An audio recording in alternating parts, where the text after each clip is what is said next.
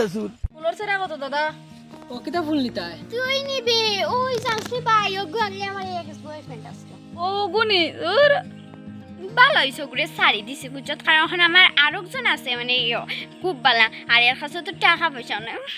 আইছে মানুষ কোন সময় সময় বদলে যায় এটা কইস না।